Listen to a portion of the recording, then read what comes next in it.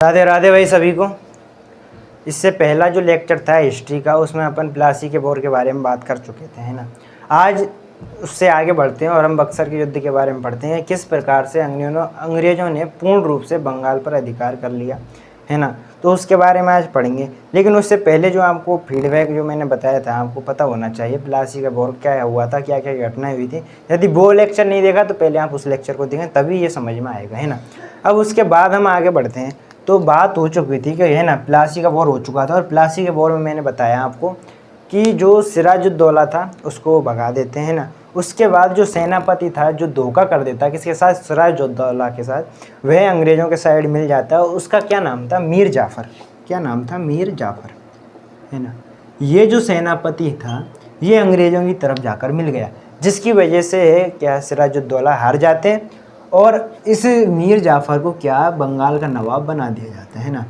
बंगाल का नवाब बना दिया। भाई शुरू में खुश था, अंग्रेज़ों ने इतना अच्छा काम किया इसके लिए, ये भाई नगाड़े पे नाच रहा था एकदम, है ना। तो मीर जाफ़र ने जब इसको नवाब बनाया ही था तो इसने खुशी में अंग्रेज़ों को 24 परगना, एक स्थान का नाम है ना बंगाल में, 24 परगना, उस ज़मीन को ऐसे ही गिफ्ट में दे दिया अंग्रेज़ों को कि यार तुमने मेरे लिए बहुत अच्छा काम किया है, देखो इस सिराजुद्दौला का साइड में किया है, मेरे को नवाब बना दिया, बहुत अच्छा काम किया, आई लव यू सर, इसलिए मैं तुमको क्या करता हूँ, मैं तुमको ये ज़मीन गिफ्ट में दे देता हूँ। इस प्रकार के मीर जाफ़र के साथ हो। लेकिन धीरे धीरे क्या है कि अंग्रेज़ों की डिमांड बढ़ने लगी। इससे बोला कि अब तू ये काम कर, अच्छा और पैसा दे। इससे और भी डिमांड जब बढ़ने लगी मीर जाफ़र से, तो ये इनसे तंग आ गया कि यार तुम ना मेरे को बहुत ज़्यादा परेशान कर रहे हो, है ना। मैं बोला कि यार मैं इतनी मांगे आपको कंप्लीट नहीं कर सकता तुम्हारी, इस कुछ छूट दो, कुछ कम करो, है ना। तो अंग्रेज़ों ने कहा कि भाई तेरे को छूट तो नहीं होगी, तू ज़्यादा 3 2 5 करेगा तो तेरे को साइड लाइन कर देंगे। जब मीर जाफ़र को लगा कि यार अंग्रेज़ नहीं मानेंगे, इससे लगा कि अपने को दूसरी पार्टी है उनका सहयोग लेना चाहिए, उनका हेल्प लेनी चाहिए। कैसे? इसने कहा कि यार अपने देश में और भी यूरोपीय कंपनी है। बोला कि हाँ, फ्रांसीसी भी हैं, डेनिश भी हैं, डच भी हैं। बोला इनका सपोर्ट लिया जाए, इनका सपोर्ट लेके इन अंग्रेज़ों को परास्त किया जाए। अच्छा, तो ये जो मीर जाफ़र है बाद में यूरोपीय कंपनियों का सहारा लेने लग जाता है, उनको है सहारा लेने लग गया यूरोपीय कंपनियों का। यूरोपीय कंपनियों के माध्यम से जो ईस्ट इंडिया कंपनी है उसके विरुद्ध रणनीति बनाने लग गए।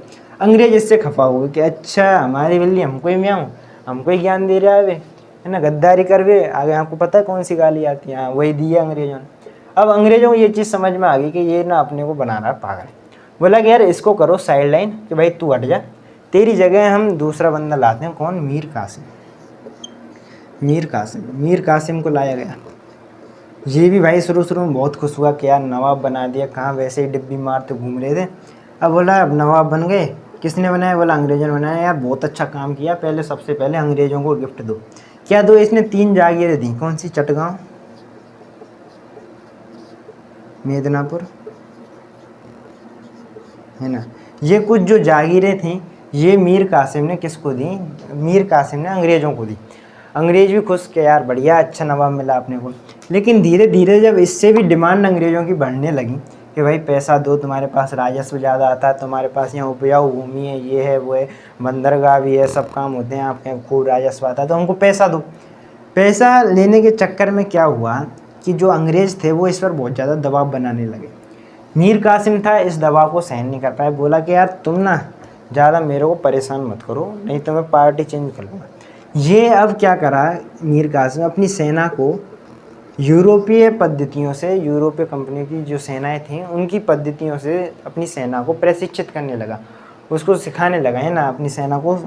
तो उन्होंने लगा कि यार इस तरीके से यदि ये यूरोपीय पद्धति से अपनी सेना को यदि ये स्ट्रॉन्ग बनाएगा, मजबूत बनाएगा, तो ये तो हमारे लिए ही खतरा है, फिर तो यह बंगाल पर ढंग से हमको कब्जा ही नहीं करने देगा। तो बोला क्या किया जाए? बोला इसको हटाओ, इसको बनाया हमने था, हम ही हटाएंगे इसको। बोला ठीक है, इसको हटा के फिर किसको बनाया? वापस से मीर जाफ़र को बना देते हैं। अब ये जो बंदा है मीर कासिम, इसको तो हटा देते हैं, लेकिन भाई के मन में वो था कि यार अंग्रेज़ों ने मेरे साथ बहुत गलत किया है, इनको इस चीज़ का जवाब दिया जाएगा। अब ये वो जवाब किस तरीके से देता है, किस तरीके से रणनीति बनाता है, किस तरीके से कूटनीति बनाता है, वो समझने वाली बात है ना। तो ध्यान से समझो, है ना। अब बंगाल का नवाब कौन है? अभी तो अभी है मीर जाफ़र, लेकिन बागी कौन बन गया? मीर कासिम, क्योंकि उसको नवाब के पद से हटा दिया। बात आई आपके समझ में? है ना। अब देखो, जैसे कि मैं बात करूं भाई, ये है भारत, है ना, हम ऐसे बात करें, ठीक है, ये है भारत, इधर है बंगाल, ठीक है, अच्छा इधर है अवध और इधर है दिल्ली, ठीक है, ये 3 क्षेत्र हैं, दिल्ली, अवध और बंगाल, है ना। बंगाल में कौन है, बंगाल का कौन बंदा था, मीर कासिम। मीर कासिम क्या, अंग्रेज़ों से परेशान, अंग्रेज़ों से खफा कि यार अंग्रेज़ों के विरुद्ध अपने को लड़ाई लड़नी है, इन्होंने क्या मेरे साथ गलत किया। अच्छा, ये सपोर्ट लेने जाता है किसका, इसके साथ, अवध का नवाब। अवध का नवाब कौन था उसमें, शुजा-उद-दौला, शुजा-उद-दौला, है ना। उस समय अवध का नवाब कौन था, शुजा-उद-दौला। ये अवध के नवाब के पास जाता है, शुजा-उद-दौला के पास, बोला कि देखो मेरे साथ में अंग्रेज़ों ने ऐसे ऐसे किए, यदि तुम भी नहीं माने तो किसी दिन तुम्हारे क्षेत्र पे भी अधिकार कर लेंगे, ये कर लेंगे, वो कर लेंगे, भड़का देता है और सपोर्ट ले लेता है कि भाई ठीक है तुम मेरे को सपोर्ट करो तो देखो काम बन जाएगा। अच्छा, दिल्ली पे उस समय राज कौन था, मुगल बादशाह कौन था, शाह आलम द्वितीय। कौन था, शाह आलम सेकंड, है ना। इसको भी बोला कि देखो बंगाल अपनी टेरिटरी है, लेकिन अभी अंग्रेज़ों का हस्तक्षेप वहाँ ज़्यादा बढ़ गया है, दस्तक जैसी प्रथा उनको दे रखी है, जिससे क्या है वो वहाँ कंट्रोल स्थापित करने का प्रयास कर रहे हैं। बोला कि आप भी हमको साथ दो ताकि इन अंग्रेज़ों को यहाँ से भगाया जाए। एक तरफ ये तीनों हो गए, है ना, और अपोजिट में कौन था, अंग्रेज। और अंग्रेज़ों का जो हेड था वो कौन था, हेक्टर मुनरो। क्या नाम था, हेक्टर मुनरो। एक तरफ अंग्रेज हो गए, एक तरफ ये तीनों हो गए, तीनों के बीच युद्ध होता है। लेकिन दुर्भाग्य की बात देखिए आप कि इसमें जो अंग्रेज हैं वह जीत जाते हैं। अंग्रेज जीत गए, जीतने के बाद ये समझो ये ना बंगाल का निर्णायक युद्ध होता है। इसके बाद जो अंग्रेज हैं वे बंगाल पर पूर्ण रूप से अधिकार कर लेते हैं। उसके बाद 2 संधियाँ होती हैं। कौन कौन सी संधियाँ होती हैं, एक होती है इलाहाबाद की पहली संधि, इलाहाबाद की फर्स्ट संधि, और एक इलाहाबाद की सेकंड संधि। अब इन संधियों में क्या होता है, टीटियों में क्या होता है, देखो 3-4 चीज़ें हैं। क्या चीज़ें हैं, अंग्रेज़ों ने कहा किससे, इससे, कि भाई देखो तुम्हारे अंडर ये बंगाल आता है। बोला कि ठीक है, तुमने ये ऐसे ही सूबेदार नवाब बना वगैरह बना रखे थे। बोला बिल्कुल ठीक कह रहे हो आप, ऐसे ही बोल रखा था। तो ऐसा करो, अब ये हमने जीत लिया, तुम सब हार चुके हो, तो हम ये बंगाल हुआ, इसके ऊपर बिहार हुआ और इधर उड़ीसा हुआ। बोला ये तीनों जागीरें हमको दे दो, इनकी हमको दीवानी अधिकार दे दो। किन्होंने मांगा, अंग्रेज़ों ने मांगा इन संधियों के माध्यम से। किससे, मुगल से। मुगल जो शासक था उससे मांगा कि भाई ये बंगाल, बिहार और उड़ीसा तीनों की हमें राजस्व का अधिकार चाहिए। बोला ठीक है भाई ले लो, आ रहे हैं तो अब देखो कर भी क्या सकते हैं, ठीक है दे दिए।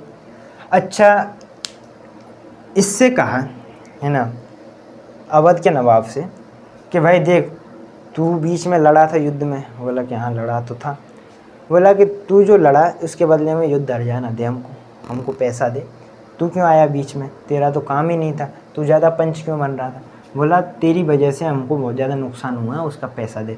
तो युद्ध हर्जाने का पैसा लिया गया है किससे, अवध के नवाब से, शुजा-उद-दौला से, है ना।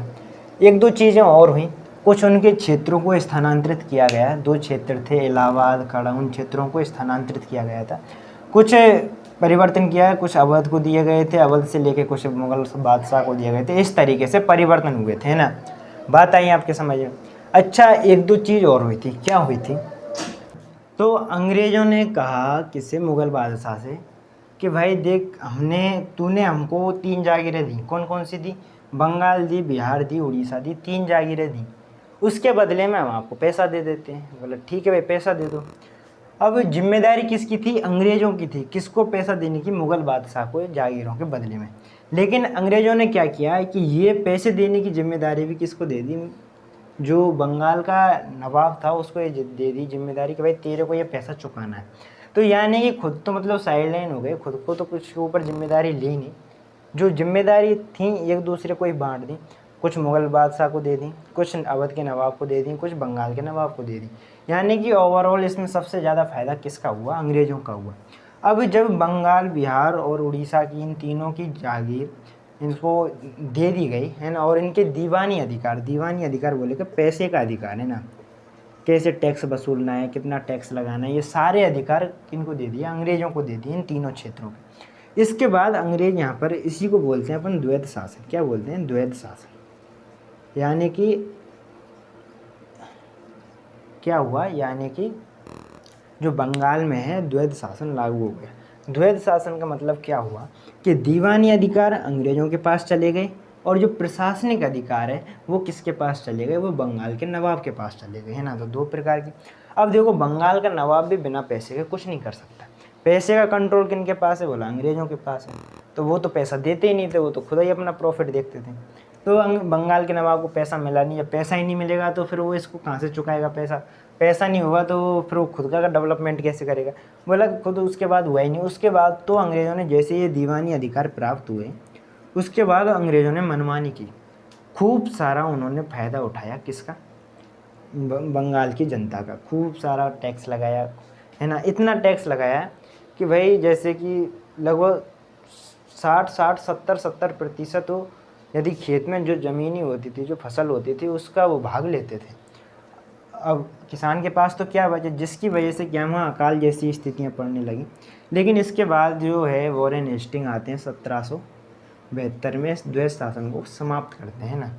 तो ये पूरी कहानी है बंगाल के। ये पूरा बक्सर का युद्ध था, ये मैंने आपको बता दिया। ये कब हुआ था? ये तीन एक तरफ थे अंग्रेज, एक तरफ थे। 1764 में बक्सर का युद्ध होता है ना। ये युद्ध हुआ, इस तरीके से बंगाल पर पूर्ण अधिकार मिल गया, है ना। ये समझो अंतिम युद्ध था बंगाल का। बंगाल से अंग्रेज़ों का जैसे पूरी तरीके से नियंत्रण हो गया। ठीक है, आई थिंक आपको ये बात समझ में आई होंगी। आज के लिए इतना ही, धन्यवाद।